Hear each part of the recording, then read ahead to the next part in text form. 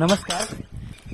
ખેડૂતોને સહાય કરવા માટે અમારી કંપની ખેડૂતોને સબસિડી આપે છે, બરાબર? ठीक है समझ गया તો તમે થોડું કોઓપરેટ કરશો તો તમારે समझ गया સેપરેટ માર બધું સેપરેટ છે બધું. સેપરેટ નહીં યાર, કોઓપરેટ.